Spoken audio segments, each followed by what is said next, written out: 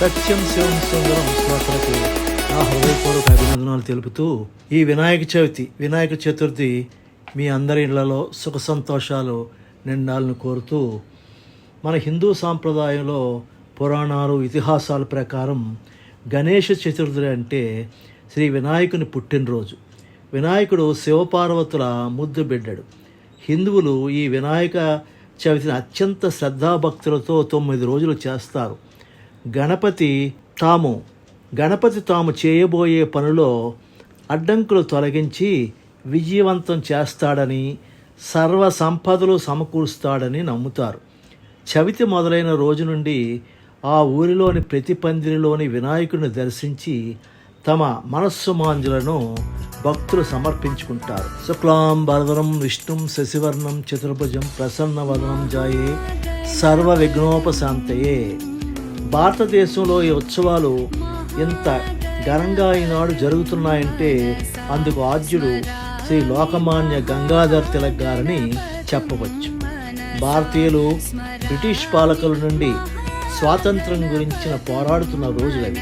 ఇలా విడివిడిగా పోరాడుతున్న వారిని ఏకం చేస్తే స్వాతంత్రం సిద్ధి త్వరగా జరుగుతుందని ఆయన భావించారు. ప్రజలందరికీ సామూహిక ఆరాధన వైపు మళ్లిస్తే తన ఆశయం త్వరగా నెరవేరుతుందని తలంచారు. మొదలయ్యాయి మిలియన్ల రూపాయల విరాళాలు వస్తున్నాయి.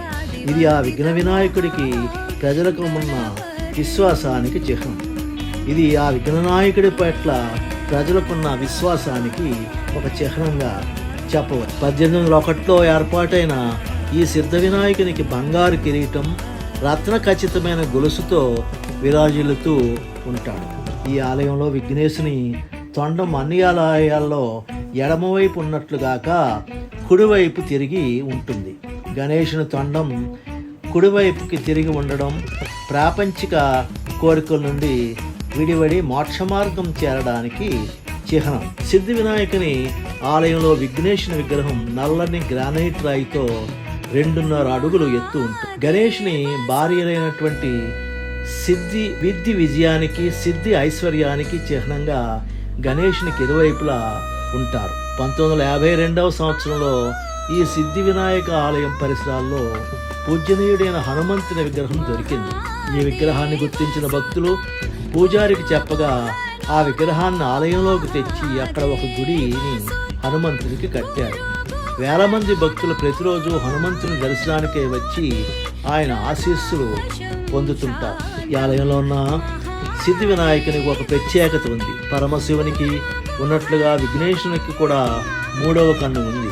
ఈ 3వ కన్ను పాల భాగంలో కాకుండా తొండంపై ఉండడం ఒక విశేషం. ఈ గణపతికి ఉన్న 3వ కన్ను ఒక ఆధ్యాత్మిక ఉన్నతికి, భక్తుల కష్టాలు తీర్చే శక్తి ఉందని భక్తులు నమ్ముతారు. ఈ వినాయకుని వాహనం మూషికమని మనకు తెలుసు. ఈ ఆలయంలో వెండితో చేసిన మూషికాన్ని సిద్ధి వినాయకునికి ప్రక్కన ఉంచుతారు. భక్తులు తమ కోరికలు, కష్టాలు ఈ మూషికం చెబితే సిద్ధి వినాయకుని వద్దకు నేరుగా చేరుతాయని నమ్ముతారు. ప్రతి సంవత్సరం గణేష్ చతుర్థి ఉత్సవాల్లో ఆ ఆలయం మంత్రాలు, బాజా భజంత్రీల ధ్వనులతో, ధూప దీపాలతో పవిత్రమైన వాతావరణంలో తిరిగిపోతూ ఉంటుంది. ఈ ఆలయ నిర్మాణ శైలి సున్నితమైన నిర్మాణాలతో నిండి ఉంటుంది.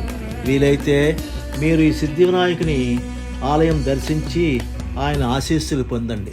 ఈ వీడియో మీకు నచ్చినట్లయితే సబ్స్క్రైబ్ చేయండి, షేర్ చేయండి, మీ బంధుమిత్రులకు పంపించడం మర్చిపోవద్దు.